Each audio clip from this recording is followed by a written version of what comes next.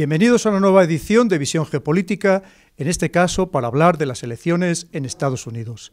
Estas elecciones que, como bien ponemos en el título del programa, las consideramos auténticas elecciones mundiales, por las implicaciones que puede tener dependiendo de qué persona sea finalmente elegida presidente de este país, de Estados Unidos. Y para hablar de este tema tan importante para todo el mundo, contamos con nosotros, con Alana Mosseri. Alana, bienvenida. Alana es profesora en la Universidad Europea de Madrid de Comunicación Pública, de Comunicación Política. Es una gran experta, evidentemente, en Estados Unidos, es estadounidense, porque ha participado activamente en las campañas del Partido Demócrata allá en el año 2008, cuando salió elegido el actual presidente Obama, y también es activista actualmente en la campaña Spain for Hillary, que creo que ya lo dice todo. También contamos con nosotros con Ana Belén Perianes. Ana Belén es doctora en Seguridad Internacional, especializada en el Partido Republicano, sobre todo en la época de George W. Bush, en toda su política exterior, y además es politóloga, y seguro que nos va a explicar muy bien la otra parte, el otro partido, el Partido Republicano. También contamos con nosotros con una persona con una grandísima experiencia en Estados Unidos, como es Pedro Rodríguez, porque no en vano fue corresponsal durante 20 años en Washington de ABC, y evidentemente conoce a la perfección toda la política de este gran país. Y finalmente contamos con nosotros a un gran conocido ya de nuestro programa, fue el participante en el primer programa que hicimos en su momento sobre Egipto, con el coronel de artillería, diplomado de Estado Mayor, Emilio Sánchez de Rojas, el actualmente investigador en el Instituto Español de Estudios Estratégicos, un grandísimo experto en relaciones internacionales, en estrategia, con una enorme experiencia internacional y que seguro que también nos podrá dar luz sobre todas las implicaciones geopolíticas y militares de esta futura elección. A todos, muchísimas gracias por estar aquí con nosotros y por iluminarnos en este tema tan sumamente importante. Os quería hacer una primera pregunta a los cuatro.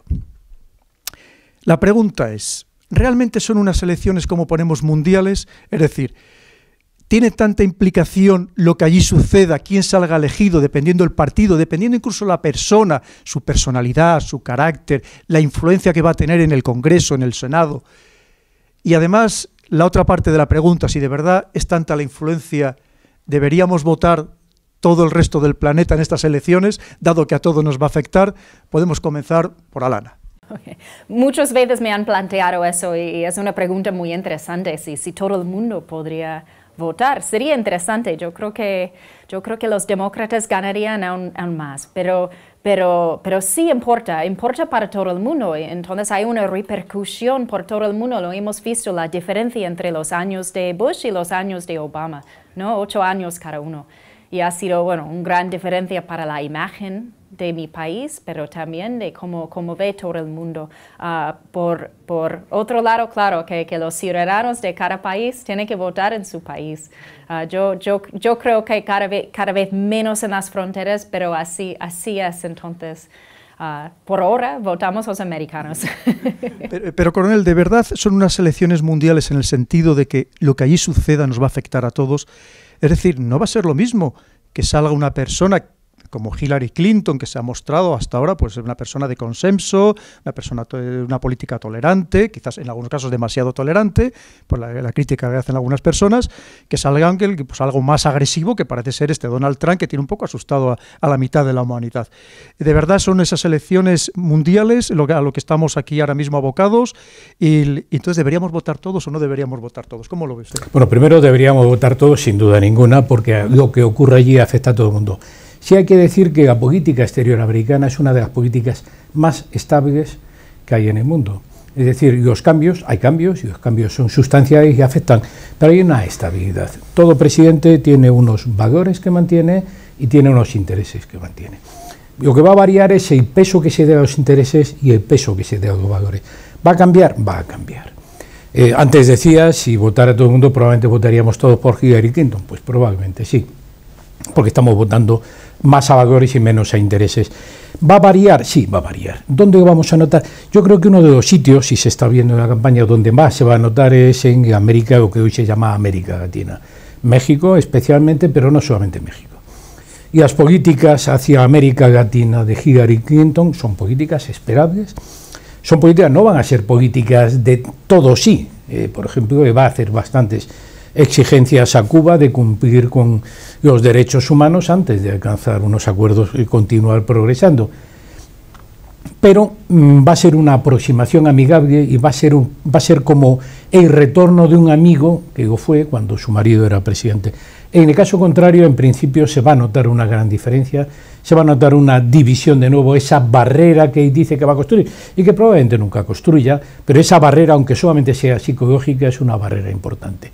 Va a haber cambios y la política real no va a ser tan diferente porque hay un gran aparato detrás del Departamento de Estado, pero va a haber diferencias. Pedro, la misma pregunta. Además, yo añadiría, teniendo en cuenta que Estados Unidos sigue siendo el líder mundial, pero cada vez con una oposición más férrea por parte, sobre todo, de otras dos grandes potencias como son China y Rusia. Quizá de esta percepción de que son elecciones mundiales no la tenemos desde un punto de vista excesivamente occidental, sin pensar que en el mundo hay otros 6.000 millones de personas que no piensan como nosotros, por lo menos. El problema es que todos los problemas del mundo, tarde o temprano, terminan aterrizando en la mesa del despacho Oval, de una manera u otra. Y yo creo que este planteamiento que estás haciendo refleja la evolución del gobierno de Estados Unidos. Realmente, antes de la Guerra Fría, si quisiéramos influenciar o tener un peso en la política de Estados Unidos, deberíamos votar por el Congreso, que es la institución central en el diseño constitucional de Estados Unidos. Si os fijáis a simple vista, el espacio que en la Constitución se dedica al Congreso y la especificación de este gobierno legislativo democrático es mucho más grande que la presidencia, que es una institución que cobra importancia, se hace central. Bueno, pues Theodore Roosevelt, Woodrow Wilson, especialmente desde Franklin Delano Roosevelt y sobre todo desde el final de la Segunda Guerra Mundial y la Guerra Fría. Es la institución central. Y si todos pudiéramos decir algo, ahora sí, indudablemente deberíamos participar en las presidenciales. En cuanto al... Yo no sé estas elecciones, por lo menos en la campaña, lo que sí apunto brevemente es que es una campaña... como yo diría en muchos otros países, centrada en lo doméstico. Es un ajuste de cuentas de política doméstica, con algunos, digamos, reverberaciones internacionales. Lo vimos en los atentados del 14 de noviembre en París, como la cuestión internacional, todas las asignaturas pendientes de la época Bush volvieron sobre la mesa, pero la política internacional es algo que, por lo menos en estas alturas del debate, está limitado a un segundo plano. Ana Belén, usted que es una gran experta en el Partido Republicano, sobre todo en la época Bush, si votara todo el mundo, ¿no sería un castigo precisamente a ese Partido Republicano que, sobre todo en Asia, desde Oriente Próximo hasta el extremo Oriente, todavía están resentidos con esas políticas en Afganistán, en Irak, que parece que no han llevado nada más que el que desgracia a estos países y por ende a su entorno inmediato? Bueno, yo creo que todo el mundo va a mirar el 8 de noviembre a Washington con mucho interés y también con mucha preocupación. Yo creo que también con mucha preocupación, porque, por ejemplo, en la política exterior, que parece que el precandidato del Partido Republicano, igual un poquito más radical, Donald Trump, parece bastante agresiva. Entonces yo creo que Oriente Próximo, Oriente Medio y bueno, en general todo el mundo, yo creo que Trump, si sale elegido presidente y mantiene una política exterior en su mandato paralela a lo que está comentando hasta ahora, yo creo que generaría mucha inestabilidad. Yo creo que Estados Unidos, igual no le gusta a alguna gente, pero yo creo que durante mucho tiempo va a seguir siendo la hiperpotencia, por lo menos, o cuanto menos, va a mantener un papel fundamental en el orden internacional. Todavía tiene una capacidad económica predominante, tiene un nivel de soft power, de poder blando también enorme, tiene una gran capacidad de atracción cultural de todo el planeta. Entonces yo creo que es fundamental. Entonces el 8 de noviembre va a ser un día en el que mucha gente en el mundo no vamos a dormir, no. Seguramente. Bueno, hay incluso quien piensa que efectivamente se está aupando a Donald Trump para que salga Hillary, ¿no? Porque el temor precisamente a que salga una persona con unas ideas en principio tan sumamente radicales. Yo quería, Lana, si es tan amable, que me explicara usted o que explicara a todos nuestros televidentes cuál es la diferencia ahora mismo de programa entre los dos que han quedado por parte del Partido Demócrata, entre Hillary Clinton y Bernie Sanders. ¿Hay realmente alguna diferencia? ¿Son lo mismo? ¿Cómo lo ve usted?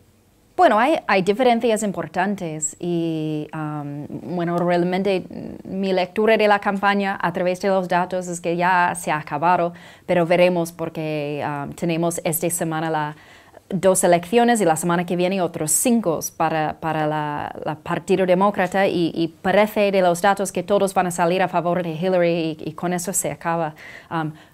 Puede ser que Bernie Sanders siga en la campaña durante otro mes, 2 meses porque tiene el dinero, pero yo creo que el partido va a empezar a decir que ya es la hora de salir.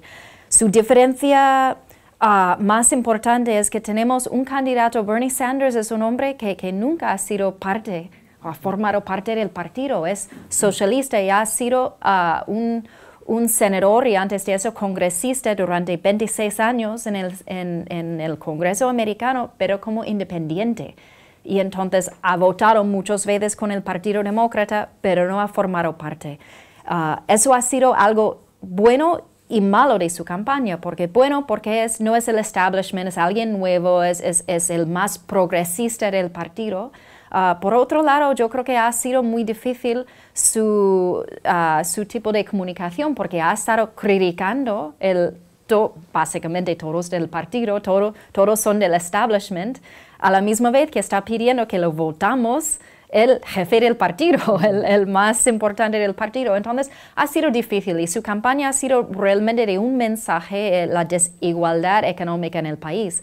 Y eso es un tema muy importante. Eso y el dinero en las campañas políticas son 2 temas muy importantes, pero hay más temas y que Hillary Clinton ha notado que no es un candidata de solamente un tema, es un candidato de mucho más. Es que solamente hace falta entrar a su página web para ver que tiene desarrollado un montón de política más que la gente quiere escuchar realmente.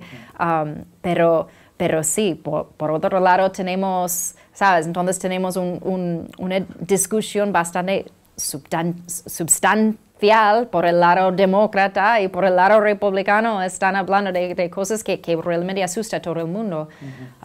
Entonces, bueno, tenemos mucha campaña por delante, pero yo creo que la campaña por los demócratas ya más o menos se ha acabado. Por el lado republicano va a seguir y va a ser complicado y el problema que tienen es que está dividiendo el partido. Y los partidos divididos no suelen ganar campañas. Esto es la buena noticia para los que tienen mucho miedo de Trump, que no suelen ganar y tienen el otro problema de no poder atraer el voto hispano que hace falta para ganar la Casa Blanca en los Estados Unidos. Pedro, yo le iba a preguntar a usted. Se habla, por ejemplo, en Corea del Norte, de que al final se ha convertido en un régimen comunista hereditario. ¿Aquí no correríamos el riesgo de, si sale elegida Hillary Clinton, de que se pudiera decir, o alguien pudiera decir, que es una democracia también hereditaria? Es verdad que las elecciones hace unos meses se planteaban con un cierto tufo dinástico, ¿no? Un Bush 2 contra un Clinton 2. Pero digamos que Estados Unidos siempre es más interesante, no defrauda en ese sentido, y ya hemos visto cómo ha terminado la campaña de Jeb Bush. En cuanto a Clinton, Hillary, yo creo que sinceramente el principal rival de Hillary Clinton es Hillary Clinton, y en ese sentido es poco dinástico. Es decir, creo que desde los tiempos de Arkansas hasta entonces es una persona con una larga trayectoria, sometida a un gran nivel de escrutinio, y hemos visto en estos debates cómo ella ha seguido más problemas que le ha dado Sanders, más problemas que le ha dado su background, sus antecedentes, y creo que en ese sentido es poco dinástico. Fue poco dinástico hace 8 años, cuando alguien que llevaba 5 minutos en la política de Estados Unidos, Barack Obama, ganó la nominación. Eso sí que... en este sentido, Hillary contra Hillary, en cierta manera, yo creo que desmiente esa querencia hereditaria que se puede apreciar por la coincidencia de apellidos. Actualmente, Ana Belén, que además de Donald Trump, quedan otros 3 candidatos por parte del Partido Demócrata, pero sobre todo hay 2 que parece que tienen especial fuerza. Uno sería Marco Rubio, descendiente de inmigrantes cubanos, y por otro sería Ted Cruz. Ted Cruz, que es también descendiente de cubanos, y además que se le considera muy próximo al Tea Party, un partido considerado en cierta medida pues casi extremista, ¿verdad? Casi de extrema derecha. ¿Cuál cree usted de esos 2? Porque incluso hay quien piensa que Marco Rubio fue apoyado por su padrino fue Jeb Bush, y se considera que puede ser el futuro gran líder de ese partido republicano. De esos 2, ¿cuál cree usted que puede tener más peso, más influencia a la hora de hacer frente a Donald Trump si finalmente Donald Trump no fuera elegido? Por el momento yo creo que Ted Cruz definitivamente sería quien pudiera plantarle cara a Donald Trump. Hasta este momento, entre Donald Trump y Ted Cruz hay una diferencia de aproximadamente 100 delegados. Entonces todo se va a ver a partir de la próxima cita en Michigan, en Florida, etcétera. Lo vamos a ir viendo de aquí a mayo-junio. Por el momento, Marco Rubio yo creo que tiene alguna esperanza todavía en Florida, que va a tener la celebración de las primarias el 15 de marzo. Marco Rubio, bueno, él es el candidato de Florida, el preferido, pero por el momento parece que Marco Rubio se va a desinflar. Marco Rubio es el preferido del establishment, del Partido Republicano, y bueno, el preferido por la élite, y quien igual desde fuera, como ciudadana no norteamericana, igual a mí me parecería el más indicado para la pugna electoral, por ejemplo, contra Hillary Clinton, que parece que es la que va a lograr la nominación por el Partido Demócrata.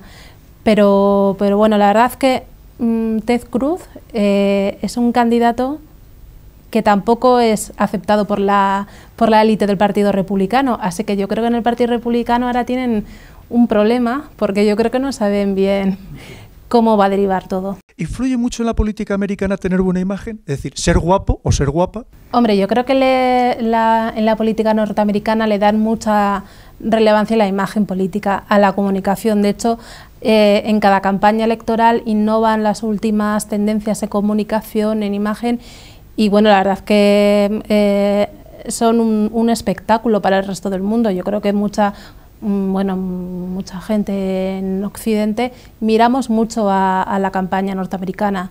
Se toma como ejemplo, creo yo. Y la otra pregunta, ¿tienen una ventaja por ser bastante más jóvenes que Hillary Clinton, Bernie Sanders, por supuesto, o incluso que Donald Trump? ¿La juventud ahí en ese caso es una ventaja o es un inconveniente? Yo no lo veo tanto como una ventaja. Lo veo el hecho de que la juventud derive en un factor que ayude a alguien a votarles, vamos, yo no lo entiendo así. De hecho, la Constitución requiere tener por lo menos 35 años para presentarse a presidente de Estados Unidos. Pero en este hablando que superan los 70, lo duplican. No ha sido tan importante. Mira, es que Bernie Sanders, que es el más mayor de todos, 74 años, y tiene los jóvenes están muy animados con él. De hecho, que dicen que la estrategia de la campaña de Hillary para captar a los jóvenes luego es tener Bernie ayudándoles. Es que entonces ha sido muy curioso. El tema de edad no tan importante. Antes sí, en 2008, Obama parecía muy dinámico al lado de John McCain. Y la diferencia era, yo siempre he pensado que, por ejemplo, Marco Rubio, que es más joven, más dinámico, muy guapo, sería también el mejor candidato de los republicanos contra Hillary, pero no va a salir. Pues sigo con usted, Alana. Hay una cuestión que me llama poderosamente la atención, sobre todo pensando en la política europea, especialmente en la española, que es la significación religiosa de los candidatos. Es decir, el peso que tiene la religión en Estados Unidos, tanto figuras religiosas dedicadas a la política, como también que claramente los líderes políticos hablen de su religión y los discursos hablen de religión. Aquí es impensable que nuestros principales líderes o los líderes de los 4 principales partidos salgan siquiera mostrando cuál es su afinidad religiosa, aunque no sean grandes practicantes. ¿Eso es una diferencia enorme entre Europa y Estados Unidos? Sí, una diferencia cultural, sobre todo el lado republicano. Hay que hablar de eso porque hay un bloque de votantes que es muy religioso, sobre todo por el lado republicano, aunque también por los demócratas hay. Y entonces los 2 partidos tienen sus distintos corrientes de votantes y ganar la Casa Blanca es poder unir esos corrientes para ganar la elección. Y entonces cada candidato tiene que ir buscando este voto. Por eso hemos visto a Trump hablando de religión, que es un hombre que nunca ha mostrado muy religioso. También Ted Cruz es hijo de un pastor evangelista, sí, es verdad. Y bueno, Marco Rubio va hablando del tema para no tener problemas. Y por otro lado, el lado demócrata ha salido en el último debate Bernie Sanders diciendo que es judío y es importante, pero es la primera vez que ha mencionado eso. Y Hillary Clinton es un Methodist y de lo que cuentan ella, sí, es bastante religiosa, pero no habla mucho de eso. Y entonces es muy distinto por los 2 lados, un poco como aquí también. Hay que decir que en el mito fundacional de Estados Unidos, es curioso, Estados Unidos es un país extremadamente religioso y con una trayectoria ejemplar en la separación Iglesia-Estado. En el mito fundacional es la persecución religiosa de los talibanes, estos pilgrims que no se aguantan en Inglaterra ni en Holanda y terminan en Plymouth, ¿no? Y la idea de crear una sociedad ejemplar siguiendo sus creencias religiosas y ejemplarizante para el resto del mundo. O sea que forma parte del mito fundacional, pero si hay una, digamos, una tradición política de estricta separación entre Iglesia y Estado, es la de Estados Unidos, lo cual no quiere decir que en la campaña algunos todos los días de Semana Santa, por supuesto, incluso hubo un candidato a vicepresidente que era judío y tenía que explicar que él iba a respetar el Sabbat y que no iba a hacer nada ese día, a no ser que todo se fuera, hubiera algo catastrófico, ¿no? Y la religión es un tema muy prevalente, muy fundamental, y la ironía tremenda de Donald Trump apelando al voto evangélico cuando no ha demostrado ninguna piedad, salvo por la especulación inmobiliaria, no le conocemos otro culto. Coronel, hablando de geopolítica y de temas militares, hace unos días el director de la CIA hizo unas declaraciones públicas en las que decía que si salía elegido Donald Trump, que los militares no iban a obedecer sus órdenes, porque podían ser órdenes que podían poner en peligro al resto del mundo. ¿Usted cree que eso puede llegar a ser posible o simplemente es un farol? Porque evidentemente los militares están para cumplir las órdenes en cualquier país democrático del gobierno elegido democráticamente por el pueblo. Y además, si eso fuera cierto, pero ¿dónde estaría ese temor? Porque Donald Trump se espera que vaya de repente a modificar completamente la política el que se está aplicando hasta ahora el presidente Obama, por ejemplo, en Oriente Medio, en Irak o en Siria, contra los islamistas, o ¿por qué tendrían esas declaraciones? No, las declaraciones tienen un cierto sentido. Vamos a ver, los cambios nunca van a ser cambios dramáticos. Hay que olvidarse. Una cosa es lo que se dice en campaña, otra cosa es después la ejecución de lo que se dice, porque son aparatos enormemente pesados y hoy no puedes crear otro ejército o recrear el ejército de tierra que acabas de reducirlo, necesitas un tiempo. Porque digo que va a utilizar o lo que pretende utilizar fundamentalmente es otra vez la bota sobre el terreno. Es cierto que no ahora, sino desde el principio, los candidatos republicanos han sido partidarios de lo que ellos llaman recuperar la iniciativa, es decir, ser más asertivos, ser ellos los que dirigen y no ser dirigidos, es decir, volver al poder duro, poder militar, poder económico, y abandonar ese poder de convencimiento que era hoy el smart power, el poder inteligente que preconizaba Obama. ¿Va a haber cambios? Sí, va a haber cambios. Va a haber hoy pretende, lo que dice es que va a haber una presencia en todo, y luego eso es inviable hoy en día. Puede tener una presencia naval, sin duda ninguna, es el único país que lo ha tenido, recuerdas que hemos hablado varias veces sobre ese tema, pero no puede tener un dominio completo, no puede ser una potencia hegemónica nunca más. Pero ojo, ya lo has comentado antes, sí va a ser y seguirá siendo la primera gran o la única gran potencia. Pues superpotencia, habrá otras grandes potencias, pero la superpotencia. Entonces, ¿qué es lo que pretende? Una mayor presencia. Hay un cambio en la forma de influir en el mundo, hay un cambio en el liderazgo. ¿Va a haber cambio en el liderazgo? Sí. ¿Eso significa que los militares van a cambiar su forma de ver o no van a obedecer las órdenes? Bueno, eso es inviable, tú sabes que no va dentro de la forma de pensar militar, pero tampoco hay que pensar que van a obedecer toda orden. Una orden que no sea constitucionalmente lícita, como bien saben, los militares tampoco están obligados a obedecerla. Tampoco creo, incluso aunque se haya elegido, que se vaya a volver loco y vaya a decidir pues lanzarse por el mundo. No, habrá cambios y los cambios se notarán y se irán notando a lo largo del tiempo. Son cambios que llevan su tiempo, que se van a notar, como ha llevado tiempo notar los cambios que ha hecho Obama. ¿Y la percepción del mundo de ese cambio se va a notar muy rápido? Yo creo que tampoco. ¿Dónde sí se va a notar? Probablemente en Oriente Medio, porque sé que en estos momentos es un avispero y donde un pequeño aumento de la presión o de la potencia aplicada puede tener unos efectos de propaganda o unos efectos a nivel global importantes, incluso de ejemplarización. Serán más asertivos, pero tampoco va a haber, en mi opinión, cambios radicales. Vuelvo a decir, la política de defensa cambia, pero tampoco los cambios son radicales. Estados Unidos es Estados Unidos y son conscientes de que siguen siendo la primera potencia mundial y hoy en día no hay ningún ejército que pueda competir con el suyo. Por descontado no hay chino, ni siquiera el ruso. Pueden estar cerca, pero nunca competir.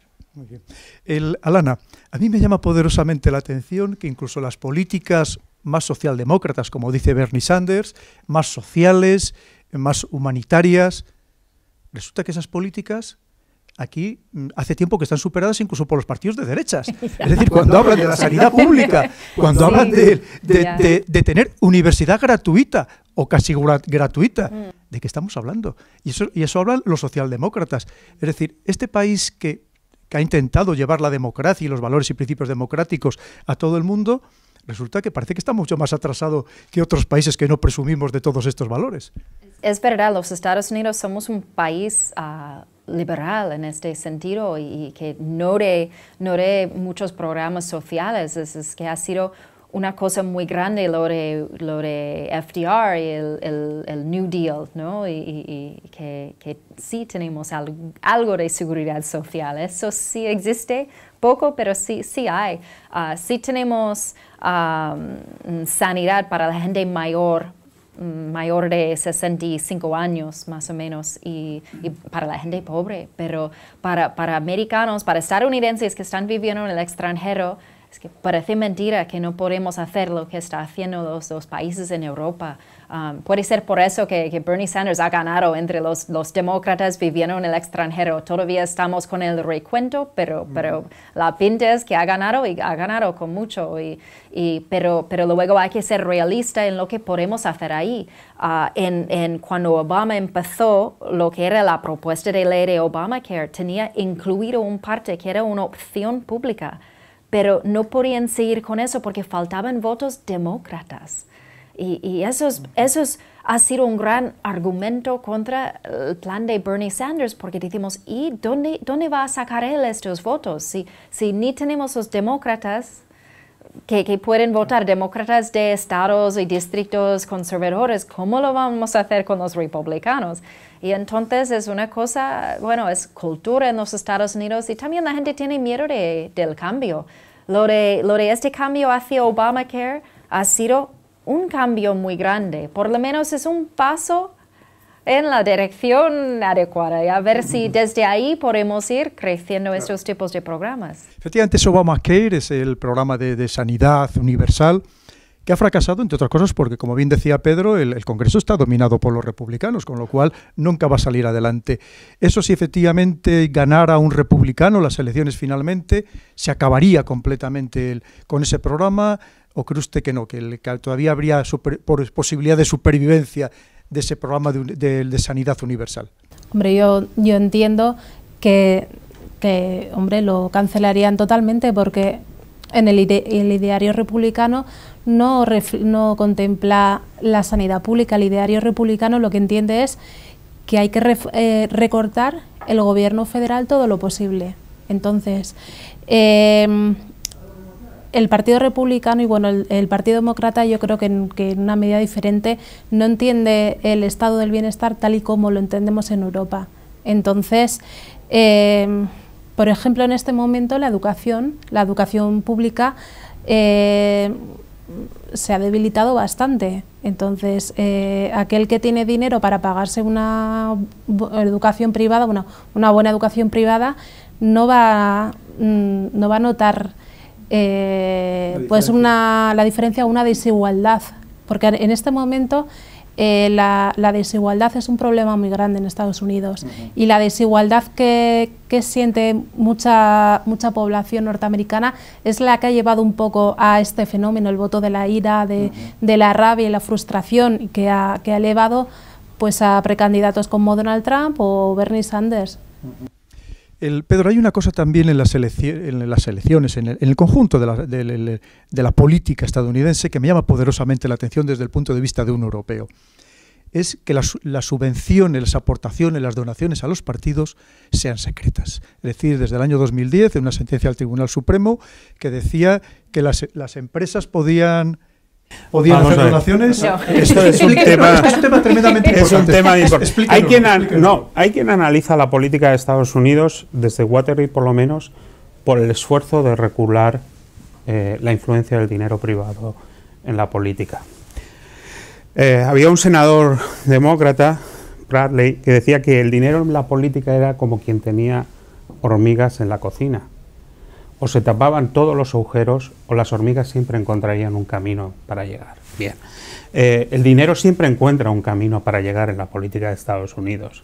Ha habido un antes y un después, que es una decisión del Tribunal Supremo, en la cual se ha equiparado las donaciones políticas a partidos políticos con la libertad de discurso, la libertad de expresión. O sea, tú puedes votar o escribir un cheque.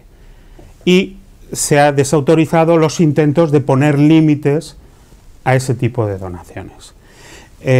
Hay muchas formas. Las donaciones directas son absolutamente claras y todo el mundo tiene que reportar de dónde ha sacado el dinero y de dónde lo ha sacado. El problema es una proliferación al margen del sistema, la creación de un sistema paralelo de financiación política con los hermanos Koch, con los grupos asociados, donde ahí los límites no cuentan. Y es muy bonito, es un gran espectáculo, pero es muy caro. Sí. Este ciclo electoral, las estimaciones que van a llegar por primera vez a sobrepasar los 10.000 millones de dólares. Solamente en televisión probablemente, sí. 10.000 millones de dólares, sí. Congreso, Casa Blanca. Y ese dinero, claro, que sale de algún sitio, y desde luego de donde no sales de las subvenciones públicas, porque nadie acepta el sistema de financiación pública, porque con eso vienen estrictos límites y todo el mundo quiere la libertad que da las donaciones. Es un sistema muy complejo, con muchos, digamos, subterfugios, pero la parte regulada pues no es secreta, es bastante clara, y tanto por parte de los que dan el dinero como los que lo reciben. Pero hay una realidad, Alana. Si una empresa dona esas cantidades tan sumamente abultadas es porque algo espera conseguir, y más en un sistema puramente capitalista. Pero, o lo hace por altruismo. Pero las empresas no pueden donar directamente a los candidatos. Solamente individuales pueden.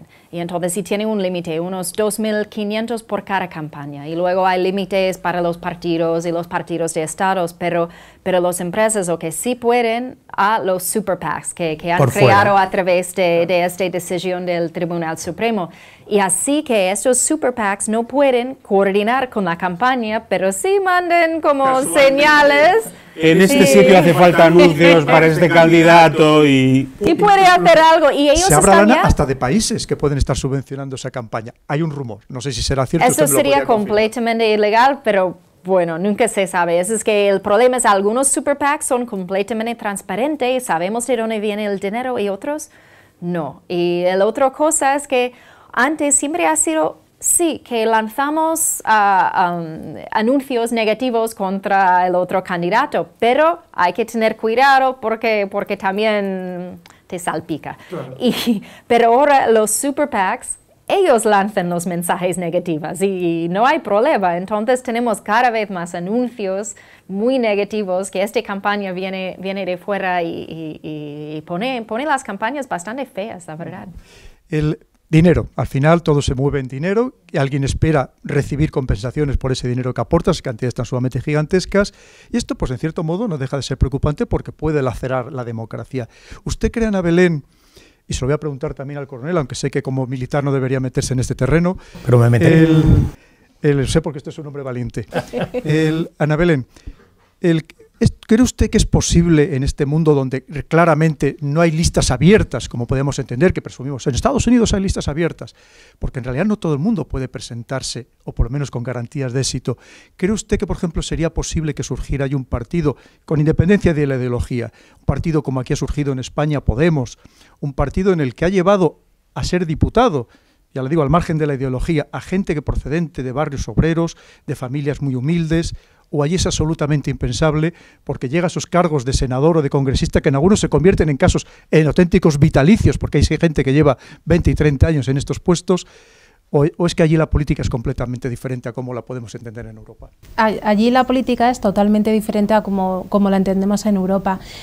Aquí, por ejemplo, igual puede cualquier ciudadano de cualquier origen, de origen rico, humilde, puede llegar a liderar un partido democrático, como ha ocurrido, por ejemplo, en España, y aspirar a liderar un país.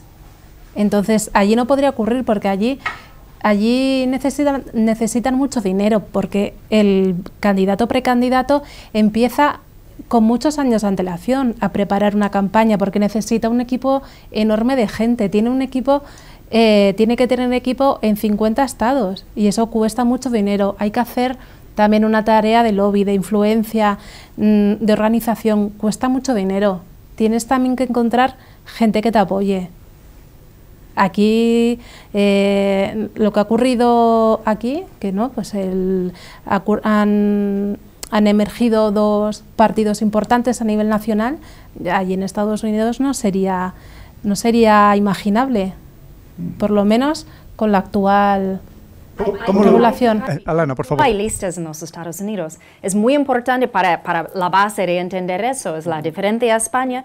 España es un sistema parlamentario, los Estados Unidos es presidencialista, y entonces cada senador, cada representante tiene su propia campaña en su estado o su distrito, tienen sus primarias también, y entonces todo va como vemos, desde aquí vemos la campaña presidencial, pues lo vemos en plan más pequeño ahí, y entonces por eso es tan difícil que entren terceros partidos.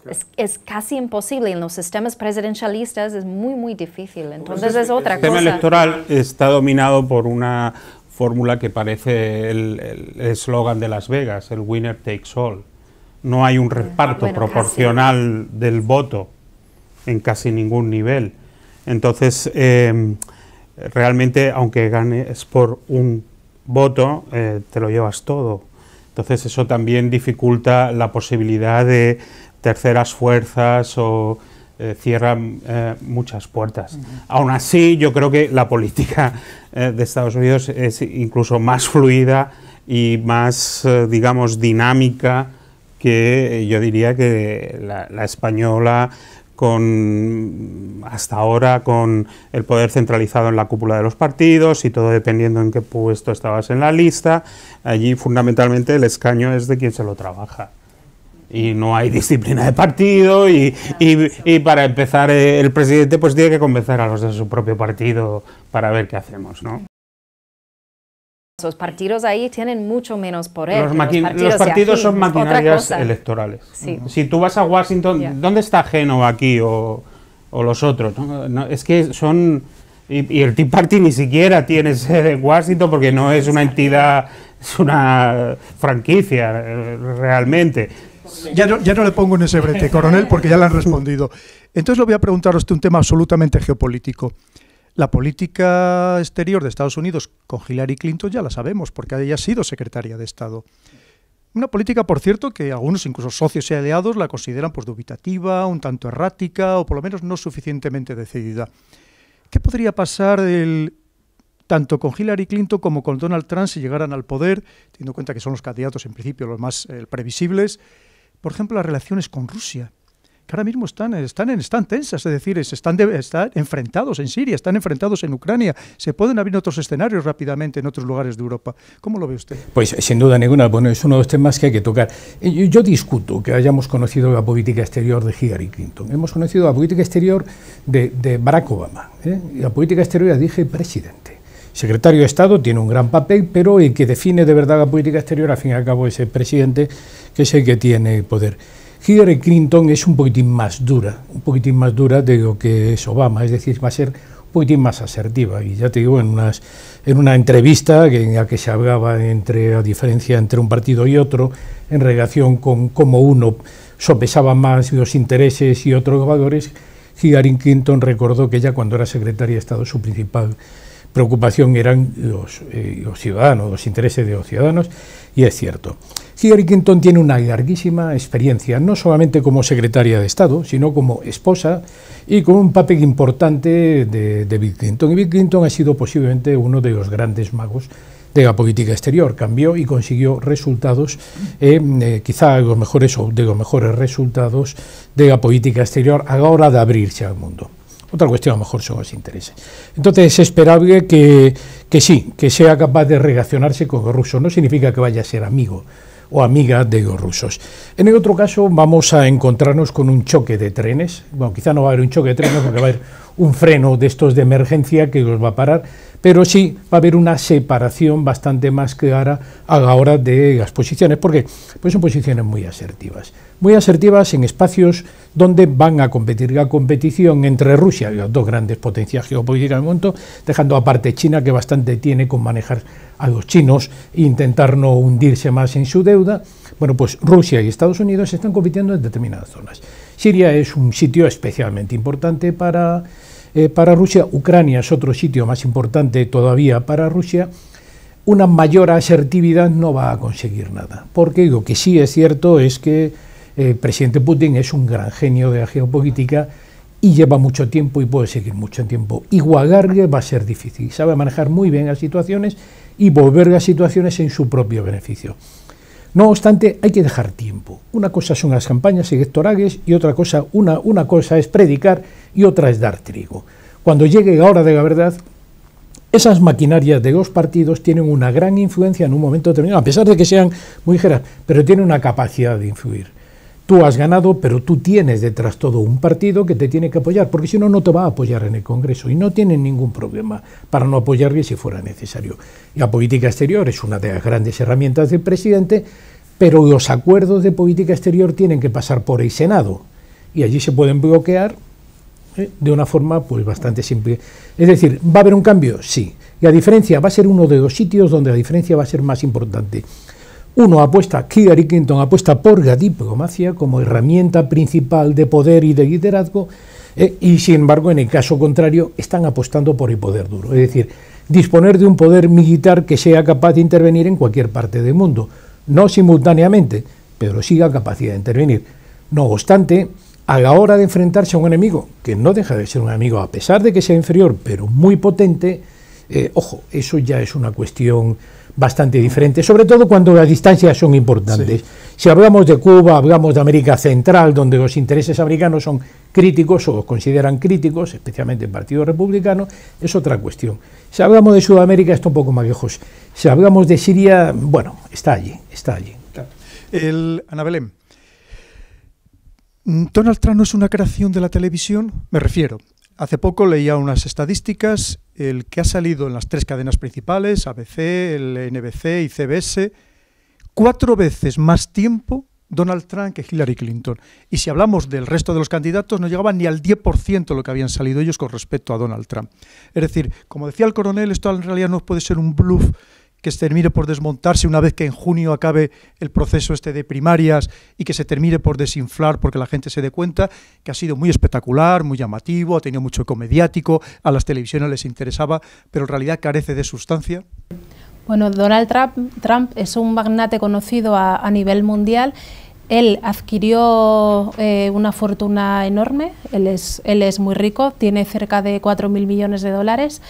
Él inició un negocio familiar, bueno, pues en Manhattan, bueno, primero con su familia, luego él a nivel individual. Y bueno, Donald Trump es una estrella del reality show. Él ha tenido la nominación a varios Emmys, él ha protagonizado reality shows y tiene una estrella de la fama y todo en Hollywood. O sea que Donald Trump es un personaje muy conocido en Estados Unidos, igual en Europa muy mediático, muy conocido, y yo creo que le ha ayudado mucho para alcanzar tanta fama, tanto a nivel televisivo como a nivel mediático. Él tiene mucho gancho entre cierta parte de la población y él lo que ha hecho ha sabido aprovechar el descontento de mucha población, bueno, pues el descontento en el sentido de toda la gente que está en contra de la inmigración, ha explotado la xenofobia y ha llevado a toda esta gente pues a apoyarle simplemente porque él copa titulares. Él se atreve, Donald Trump tiene tanta fama porque se atreve a decir lo que nadie se atreve a decir. Él es muy agresivo. Hace poco le decía una mujer que fue a un meeting que we don't need nice, no necesitamos gente amable. Él es muy agresivo. Claro. Pero no, es que él, hablando de dinero, que ha beneficiado de forma tremenda de los medios. Es que no ha tenido que gastar dinero en anuncios como todos los demás hasta muy, muy tarde. Y es una cosa, y él financia casi toda su campaña, aunque sí recibe algunas donaciones, pero el beneficio ha sido enorme y nada justo a los otros candidatos. Mira, hay un antes y un después. Es el 26 de septiembre de 1960, primer debate televisado Kennedy contra Nixon. Se supone que a partir de ese momento la imagen es tan importante o incluso a veces más que la sustancia en política, ¿de acuerdo? Pero en este ciclo electoral ya estamos degenerando en la senda televisiva a los reality shows. Sí. Yo me quedé alucinado cuando Jeb Bush se despide, dice que no puede seguir y dice, me han votado fuera de la isla. Literalmente. Y es que, por lo menos las primarias republicanas han sido un reality show. Esa dinámica de muchos candidatos en los debates, para que te inviten a los debates tienes que sacar un porcentaje determinado en las encuestas y volver. Y gana el más friki. Gana el más friki, indudablemente. Y a friki no le gana a nadie Trump. Es como si un asesor electoral hubiera tenido una mala noche y hubiera escrito todo lo que no hay que hacer para ser presidente de Estados Unidos. Pues ese es el plan de campaña de Donald Trump. O sea, voy a un debate de televisión y presumo sobre el tamaño de mi pene, o presumo sobre el tamaño de mi fortuna personal, o ataco con comentarios sexistas a la presentadora, o termino debatiendo con el Papa, en fin, esa creencia de que puedo ganar el camino hacia la Casa Blanca insultando, ¿no? Todo esto que está haciendo Donald Trump con estos resultados. Sí, es auténtico, como puede ser auténtico Belén Esteban. Estamos hablando de reality TV, de una forma muy peculiar y muy grotesca de comunicación y de representación de ideas. Y este tono de la campaña no hay que confundirlo con un debate, ni con persuasión, ni con presentar una agenda. Es totalmente desquiciado. No sabemos quién va a ganar. Sabemos quién está perdiendo y es todo lo que huele a establishment, a status quo, a élite, a casta. Tampoco nos estamos inventando. Había un líder de la nueva política muy española que decía que la centralidad de la política estaba en un estudio de televisión. Esto aquí. Esto Donald Trump lo tiene muy claro. y lo utiliza realmente de forma virtuosa a su beneficio. Claro. Ahora, pues entonces les pregunto a ustedes dos, ¿cuál es el perfil del votante demócrata o que podría votar a Hillary Clinton? ¿Y cuál es el perfil de ese votante, el que puede votar a Donald Trump? ¿Es la América profunda? ¿Es la América más iletrada? Mira, empezamos por Alana.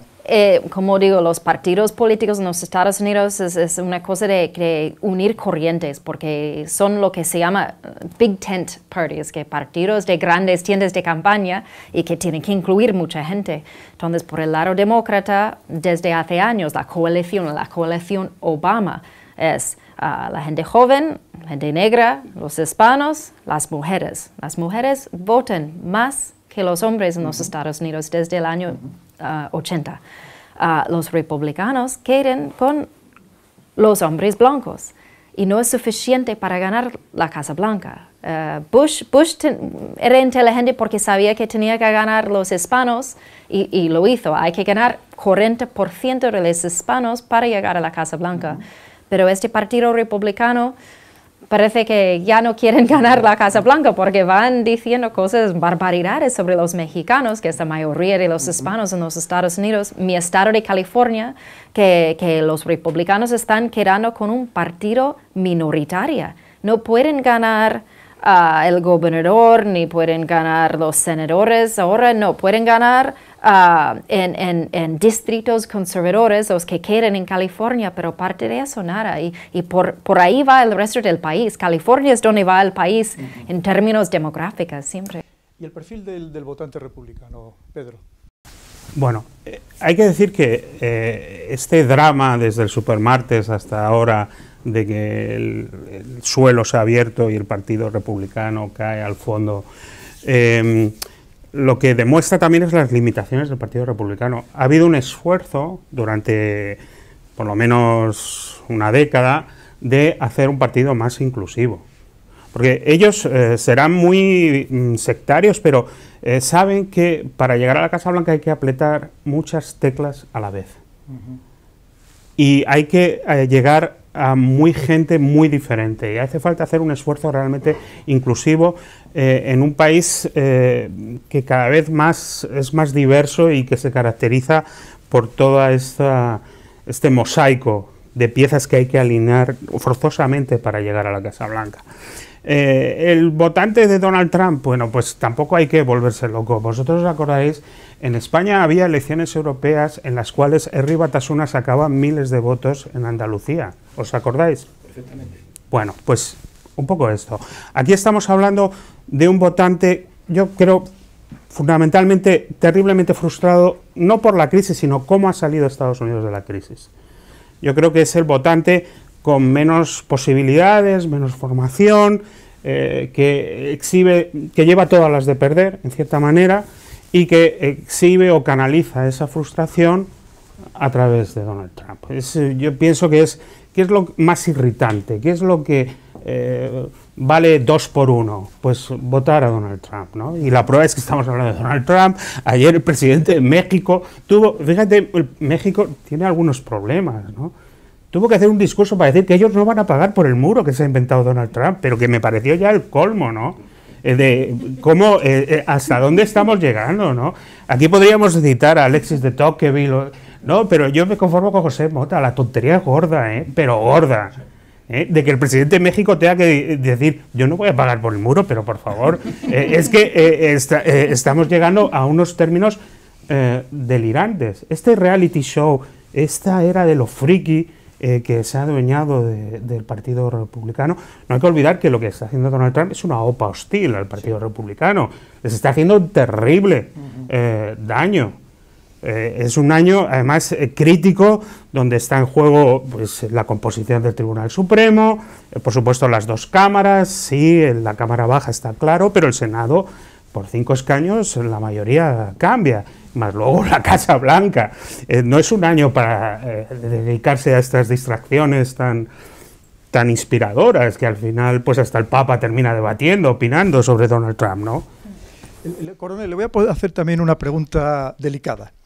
Hay quien cree que esta política que antes comentábamos del presidente Obama, pues un tanto errática, es decir, no suficientemente enérgica en algunos escenarios, el que ha hecho perder poder internacional a Estados Unidos y que en cierto modo ha perjudicado a todo el planeta porque lo ha vuelto más inestable, porque ha perdido ese policía mundial en ese estado del Leviatán en el que quizás se garantizaba mejor la seguridad y la estabilidad. Entonces, desde ese punto de vista, ¿quién podría ser más beneficioso para el mundo que salir elegido?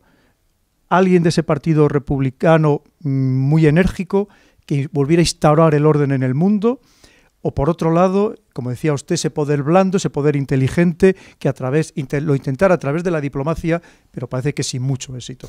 Bueno, pues sí es cierto que ha perdido asertividad, pero eso ya lo dijo, formaba parte del programa de Obama. Obama dijo desde el principio que quería cambiar y de hecho en el último gran documento que se ha publicado, que es la Estrategia de Seguridad de 2015, él habla de un nuevo liderazgo y define cómo quiere que sea el liderazgo. Básicamente es como todo el mundo lleva diciendo toda la vida que quiere que sea el liderazgo americano. Es cierto que eso ha hecho perder capacidad de un poder duro de imponer sus condiciones en otro sitio, pero le ha dado capacidad de influir sobre muchos asuntos y ha permitido resolver muchos asuntos sin necesidad de utilizar la fuerza. ¿Dónde está la virtud? La virtud está allí, en mi opinión, está en Obama, pero no es suficiente porque siempre hay una reacción. El gran problema de las estrategias basadas en el soft power, en el poder blando, es que no dependen de la persona que los aplica, sino de los que los reciben, con lo cual necesita ser un poquitín más asertivo. En mi opinión, Hillary Clinton es bastante más asertiva que Obama, pero manteniendo ese primer espíritu o esa forma de pensar en la cual pues los valores están primero, la diplomacia es primero, pero no renunciando nunca, si es necesario, al uso de la fuerza. Yo no creo que Estados Unidos haya perdido capacidad de influir, ha perdido protagonismo en los medios de comunicación y ha evitado, pero ha conseguido recuperar al país porque el hecho de llevarse un gran número de unidades de ejército de tierra, entre otras cosas, tenía un fundamento económico. O sea, eso era impagable. Estados Unidos no puede seguir pagando esa cantidad de dinero. Segundo, era algo ejemplarizante, era demostrarle, especialmente a los europeos, oye, que si yo me voy, esto es lo que pasa. Preocúpate tú de la seguridad de tu entorno, de hecho la mayor parte de los problemas están en el entorno de la Unión Europea, preocúpate tú también y coopera en esto. Es decir, hay un efecto didáctico importante. Y por último, es cierto que va muy con lo que desde el principio ha defendido, ha sido honesto. Yo considero que es una persona honesta. ¿Qué es lo que necesitamos? Bueno, pues desde luego no necesitamos a una persona como Donald Trump que vaya, o que sobre todo que vaya vendiendo la imagen, porque luego las realidades son distintas. Que venda esa imagen de que va a ocupar el mundo de nuevo. No, no puede ocupar el mundo de nuevo. Ni tiene dinero, ni tiene capacidad, ni tiene poder, ni se puede volver a crear un ejército de tierra de 600.000 hombres, porque no hay posibilidades, no se lo va a permitir el propio pueblo americano. Segundo, estoy convencido de que en el momento, si saliera elegido, su discurso durante las presidenciales cambiaría de una forma bastante sensible. Dejaría de decir esas cosas, esas barbaridades que dice sobre los mexicanos, y pasaría no a bailar un corrido, pero sí algo parecido, ¿no? Es decir, que tendría que buscar el apoyo. Y desde luego tiene que alcanzar o conseguir el reconocimiento, en particular de sus socios europeos. Si no, no tiene nada que hacer. Claro. Y lo va a hacer. Si le tocará ser presidente, bueno, ya hemos visto un caso antes, en su momento, pues con algún presidente que también era actor, y que bueno, fue un magnífico presidente, y que en sus primeras declaraciones pues era bastante similar. Y luego las realidades cambian. Alana. Se dice que detrás de un gran hombre siempre existe una mucho más grande mujer. Y una suegra sorprendida. En este caso, con Hillary Clinton, ¿existiría ese hombre, ese Bill Clinton detrás de ella? ¿O Bill Clinton es tan sumamente de una personalidad desbordante, Hillary Clinton, que no necesita ningún hombre detrás que la asesore, ni que la apoye, ni que la ayude?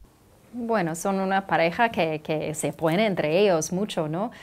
De hecho, que ya ha salido como la campaña de Hillary está hablando de cómo van a enfrentar Trump si es el candidato, y parece que Bill Clinton va a tener un papel muy importante, que es atacar a Trump, porque no quieres que el candidato lo hace tanto. Y entonces yo creo que Bill va va a hacer ese papel bastante bien. Yo creo que él ha tenido problemas cuando se ha puesto enfadado durante la campaña con Obama y ha criticado a Obama o cuando criticaba a Bernie, porque los demócratas no quieren ver Bill Clinton criticando a otros demócratas.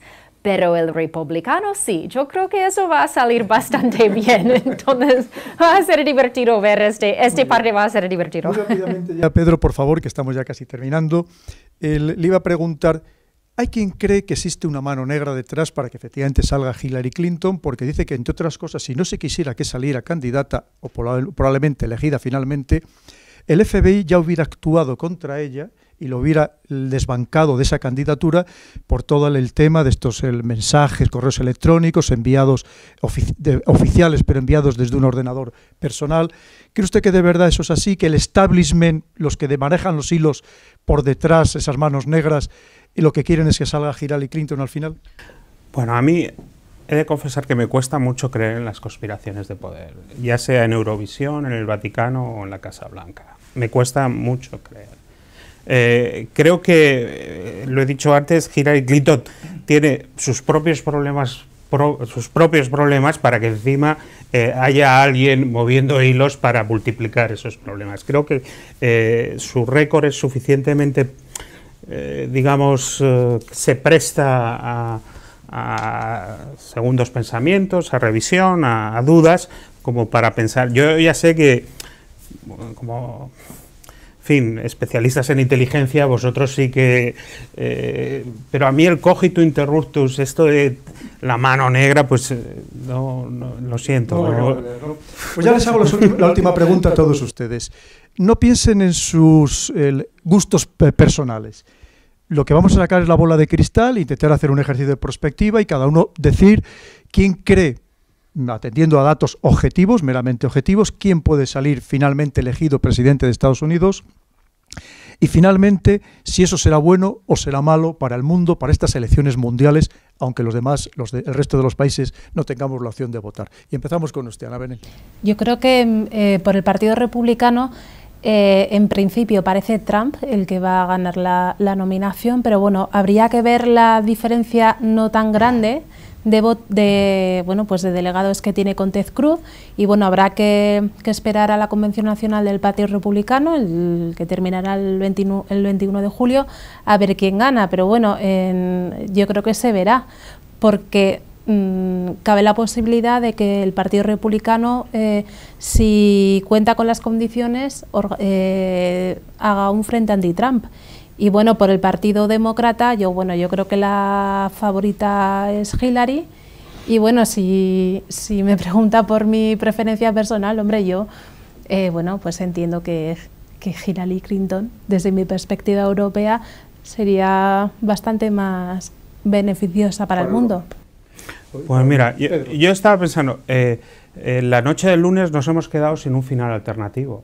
Michael Bloomberg ha dicho que no está dispuesto a plantear una tercera candidatura, lo cual... Nos entienda el alcalde de Nueva York. Él es alcalde de Nueva York y un emprendedor, tiene su propia empresa financiera, es un multimillonario, realmente este es de los que se paga su campaña. De hecho tenía un lema, dice, ¿cómo era? No party, all work. O sea, no partido político, no fiesta, todo trabajo. Y ese final alternativo ha desaparecido. Me preguntas por la bola de cristal.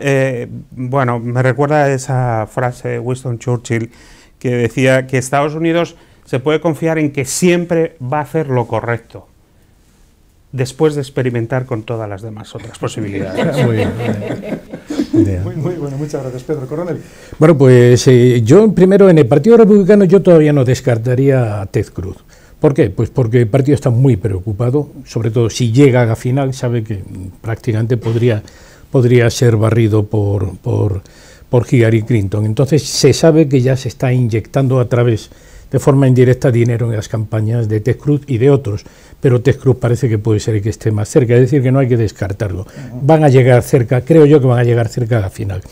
Ted Cruz, a pesar de que tiene unas ideas muy próximas, pero tiene un nombre hispano, con lo cual siempre podrá atraer una parte de los hispanos que ya están asentados en Estados Unidos. Es una persona hispana y con éxito, con lo cual pues eso en los Estados Unidos es importante. El éxito y el dinero es símbolo no solamente de castidad, sino también de santidad. Desde la Iglesia de Nueva Inglaterra, está en el ADN americano. Y luego, por el otro lado, es sin duda ninguna, en estos momentos pues parece claro que va a ser Hillary Clinton. A mí me gustaría que fuera Hillary Clinton primero, porque es una persona elaborada, es una persona culta, es una persona muy europea en todos los sentidos de la palabra, es una persona que entiende, es una persona que ha estado en Granada y que cuando era novia y que conoce perfectamente el mundo porque lo ha recorrido. Entonces es una seguridad de que se puede equivocar en sus decisiones, pero sus decisiones estarán informadas. Y normalmente es cierto que decías tú antes, que los americanos después de experimentar, gracias a eso tenemos unas elecciones tan largas, después de experimentar muchas cosas, pues normalmente son relativamente conservadores en ese sentido, es decir, tienden a alcanzar la seguridad, siempre experimentaron han experimentado con Obama y bueno, yo creo que la gente está relativamente satisfecha, ha repetido, pero ahora toca un tiempo de asentar la situación. Pienso que va a ser, que al final podría ser, no tengo muy claro quién va a ser el republicano, pero sí tengo claro que quien va a ganar en cualquier caso va a ser Hillary Clinton y espero que para bien de la humanidad. Alana. Bueno, y como analista y basado en los datos, sí, Hillary Clinton ya lo tiene hecho para la nominación demócrata y por el lado republicano, bueno, es que parece que puede ser Trump, pero también Cruz tiene unas posibilidades. Pero yo lo veo que da igual quién sea el candidato. Hay dos factores que da una victoria a Clinton y eso es que los republicanos es un partido muy dividido, muy dañado en este momento. Y igual, que no pueden ganar la Casa Blanca sin 40% del voto hispano. Y incluso si es Ted Cruz, es que él es el hispano que es muy anti-hispano. Es que va muy en contra, no habla español, habla algo, pero poco, y va muy en contra del tema más importante para ellos, que es la inmigración. Entonces, yo veo una victoria para Hillary Clinton en noviembre, que va a ser una victoria muy histórica. Ya nos toca la primera mujer en la Casa Blanca. Eso sí hay que decir que ya llevamos casi 100 años con el derecho del voto en los Estados Unidos y yo creo que ya es la hora de hacer este paso. Pues como siempre les hemos aportado la información con los mejores expertos para que ustedes hagan también su propia quiniela y sobre todo que al finalmente acertemos todos y se elija en Estados Unidos a la persona que lleve paz, estabilidad y humanidad al mundo, que es lo que nos hace falta. Como siempre hablamos con libertad, con independencia, eso también nos acarrea algún problema, pero sabemos que precisamente lo hacemos porque a todos ustedes les gusta y por eso todos ustedes nos siguen y nosotros se lo agradecemos enormemente. Hasta el próximo programa.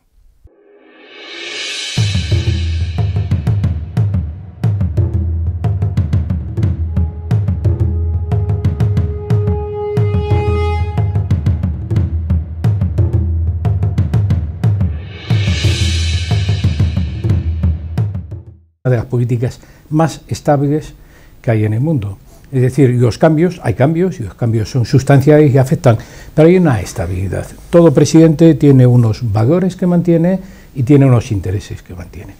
Lo que va a variar es el peso que se dé a los intereses y el peso que se dé a los valores. ¿Va a cambiar? Va a cambiar. Antes decía, si votara todo el mundo, probablemente votaríamos todos por Hillary Clinton. Pues probablemente sí, porque estamos votando más a valores y menos a intereses. ¿Va a variar? Sí, va a variar. ¿Dónde lo vamos a notar? Yo creo que uno de los sitios, si se está viendo en la campaña, donde más se va a notar es en América, lo que hoy se llama América Latina. México especialmente, pero no solamente México. Y las políticas hacia América Latina de Hillary Clinton son políticas esperables, son políticas, no van a ser políticas de todo sí. Por ejemplo, va a hacer bastantes exigencias a Cuba de cumplir con los derechos humanos antes de alcanzar unos acuerdos y continuar progresando. Pero va a ser una aproximación amigable y va a ser como el retorno de un amigo que lo fue cuando su marido era presidente En el caso contrario, en principio, se va a notar una gran diferencia, se va a notar una división de nuevo, esa barrera que dice que va a construir y que probablemente nunca construya, pero esa barrera, aunque solamente sea psicológica, es una barrera importante.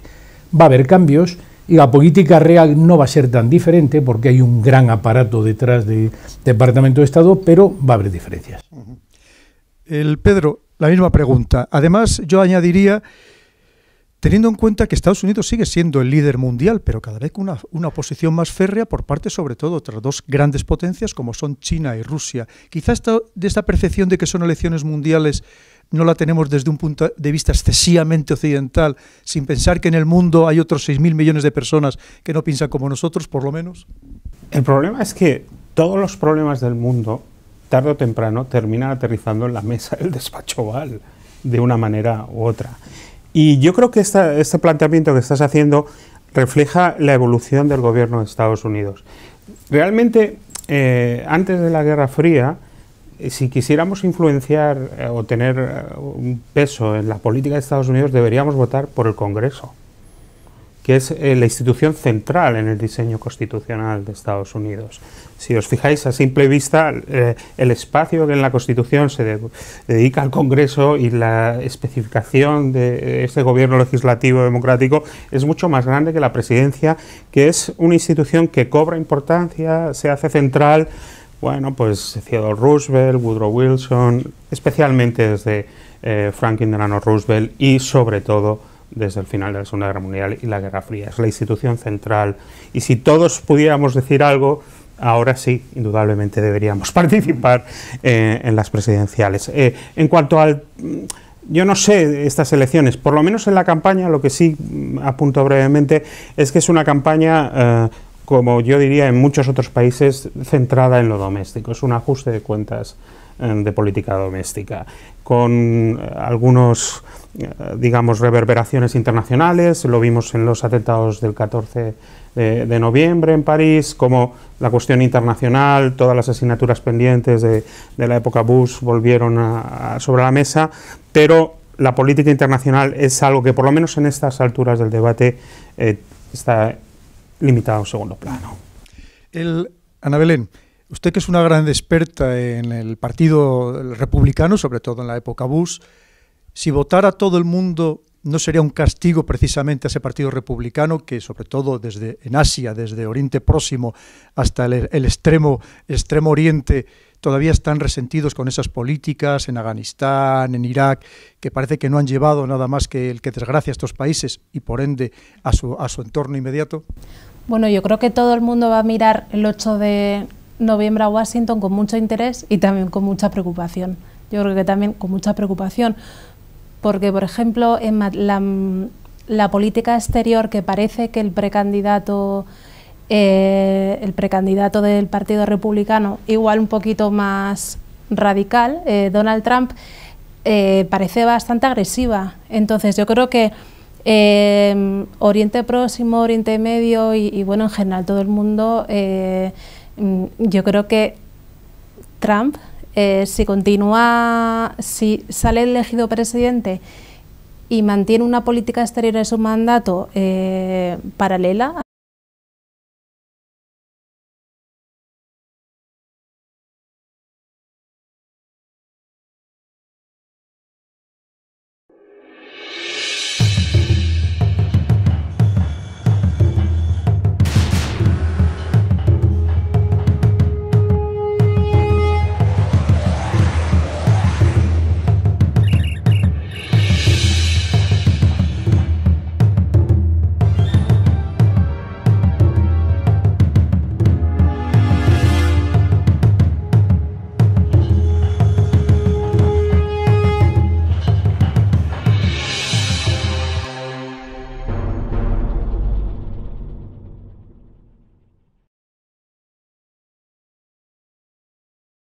Bienvenidos a una nueva edición de Visión Geopolítica, en este caso para hablar de las elecciones en Estados Unidos. Estas elecciones que, como bien ponemos en el título del programa, las consideramos auténticas elecciones mundiales por las implicaciones que puede tener dependiendo de qué persona sea finalmente elegida presidente de este país, de Estados Unidos. Y para hablar de este tema tan importante para todo el mundo, contamos con nosotros, con Alana Mosseri. Alana, bienvenida. Alana es profesora en la Universidad Europea de Madrid de Comunicación Pública, de Comunicación Política. Es una gran experta, evidentemente, en Estados Unidos, es estadounidense, porque ha participado activamente en las campañas del Partido Demócrata allá en el año 2008, cuando salió elegido el actual presidente Obama, y también es activista actualmente en la campaña Spain for Hillary, que creo que ya lo dice todo. También contamos con nosotros con Ana Belén Perianes. Ana Belén es doctora en Seguridad Internacional, especializada en el Partido Republicano, sobre todo en la época de George W. Bush, en toda su política exterior, y además es politóloga, y seguro que nos va a explicar muy bien la otra parte, el otro partido, el Partido Republicano.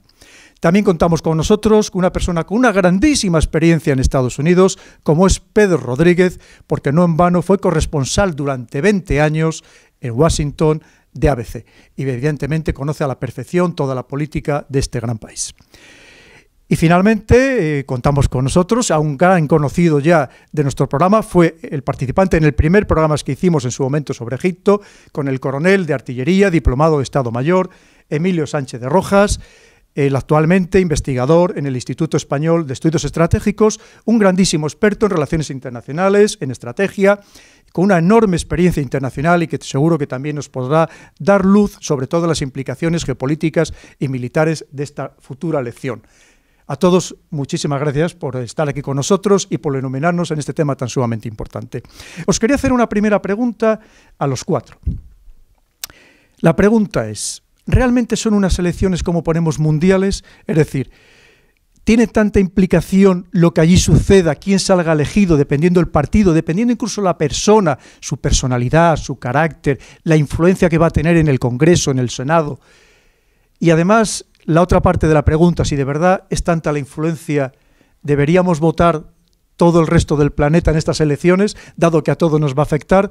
Podemos comenzar por Alana. Okay. Muchas veces me han planteado eso y es una pregunta muy interesante, si todo el mundo podría votar. Sería interesante, yo creo que los demócratas ganarían aún más, pero sí importa para todo el mundo, entonces hay una repercusión por todo el mundo, lo hemos visto, la diferencia entre los años de Bush y los años de Obama, ¿no? 8 años cada uno, y ha sido, bueno, una gran diferencia para la imagen de mi país, pero también de cómo ve todo el mundo. Por otro lado, claro, que los ciudadanos de cada país tienen que votar en su país. Yo creo que cada vez menos en las fronteras, pero así es, entonces, por ahora votamos los americanos. Pero, coronel, ¿de verdad son unas elecciones mundiales en el sentido de que lo que allí suceda nos va a afectar a todos? Es decir, no va a ser lo mismo que salga una persona como Hillary Clinton, que se ha mostrado hasta ahora pues una persona de consenso, una política tolerante, quizás en algunos casos demasiado tolerante, por la crítica que hacen algunas personas, que salga pues algo más agresivo, que parece ser Donald Trump, que tiene un poco asustado a la mitad de la humanidad. ¿De verdad son esas elecciones mundiales a lo que estamos aquí ahora mismo abocados? Y entonces, ¿deberíamos votar todos o no deberíamos votar todos? ¿Cómo lo ve usted? Bueno, primero deberíamos votar todos, sin duda ninguna, porque lo que ocurre allí afecta a todo el mundo. Sí hay que decir que la política exterior americana es una... A lo que está comentando hasta ahora, yo creo que generaría mucha inestabilidad. Yo creo que Estados Unidos, igual no le gusta a alguna gente, pero yo creo que durante mucho tiempo va a seguir siendo la hiperpotencia, por lo menos, o cuanto menos, va a mantener un papel fundamental en el orden internacional. Todavía tiene una capacidad económica predominante, tiene un nivel de soft power, de poder blando también enorme, tiene una gran capacidad de atracción cultural de todo el planeta, entonces yo creo que es fundamental. Entonces el 8 de noviembre va a ser un día en el que mucha gente en el mundo no vamos a dormir, no. Seguramente. Bueno, hay incluso quien piensa que efectivamente se está aupando a Donald Trump para que salga Hillary, ¿no? Porque el temor precisamente a que salga una persona con unas ideas en principio tan sumamente radicales. Yo quería, Lana, si es tan amable, que me explicara usted o que explicara a todos nuestros televidentes cuál es la diferencia ahora mismo de programa entre los dos que han quedado por parte del Partido Demócrata, entre Hillary Clinton y Bernie Sanders. ¿Hay realmente alguna diferencia? ¿Son lo mismo? ¿Cómo lo ve usted?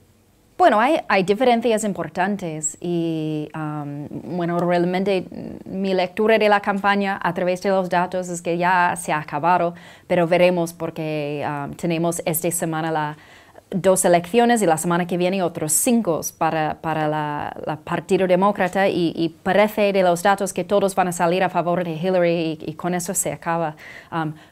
Puede ser que Bernie Sanders siga en la campaña durante otro mes, 2 meses, porque tiene el dinero, pero yo creo que el partido va a empezar a decir que ya es la hora de salir.